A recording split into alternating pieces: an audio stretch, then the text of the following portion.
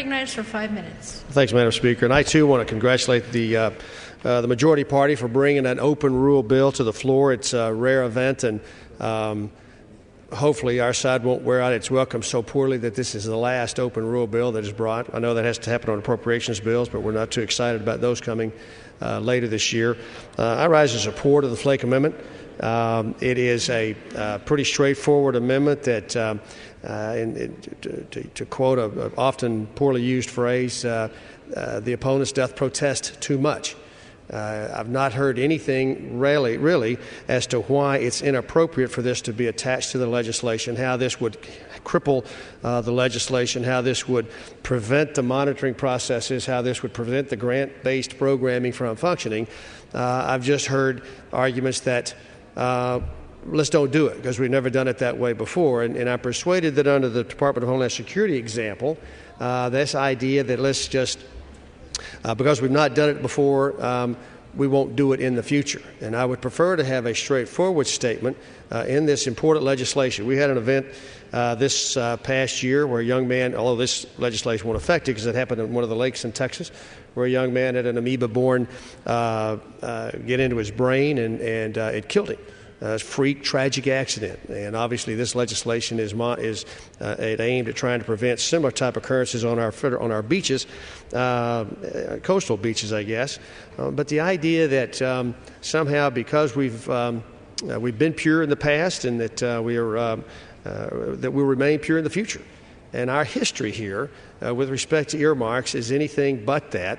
So as we look at the Flake Amendment and why it's important, I hope that someone can rise and say, here's a mechanical reason why it's inappropriate to have this earmark restriction, this statement, flat-out statement that I think both sides can agree on, because while earmarking doesn't really fix the overall spending pattern, overall spending problem that we have in this Congress, because everybody knows that the annual budget is set, and every one of those nickels that get allocated to the Appropriations Committee will get spent, and most all of this earmark churn happens within that number. And so to the extent that we do away with all earmarks, it really won't impact the total amount spent.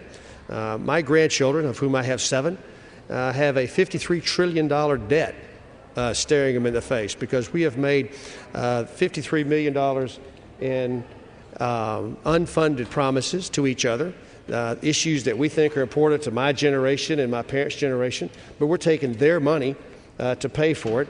And so anything that we can do to begin the process of restricting spending on issues that, like earmarks in this instance, on a bill that's clearly works best on a grant-based formula where the mileage of the beaches are assessed in each state and the money's parceled out that way as fairly as it can be. We can argue as to how much that money ought to be from time to time.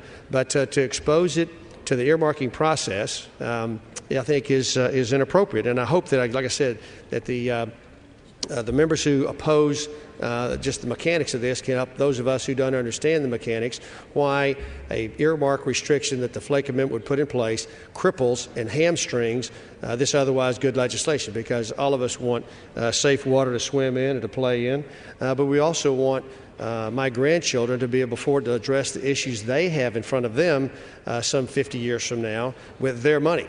And quite frankly, it's going to take a Herculean effort among all of us here and everybody listening today to rein in that $53 trillion in unfunded promises.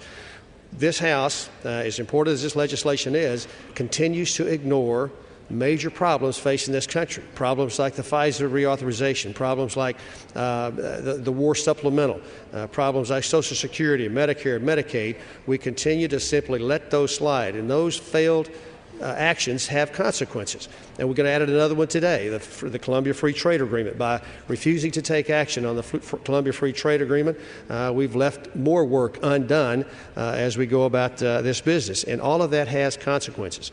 As many of my colleagues have said, it has consequences on energy policy. It has consequences on the fiscal policy of this country. And I think this is a simple step on a simple bill that would allow the fiscal operations of this process to go forward in an appropriate and in a correct manner. So I urge my colleagues to support the Flake Amendment should we get a vote on that, and I yield back.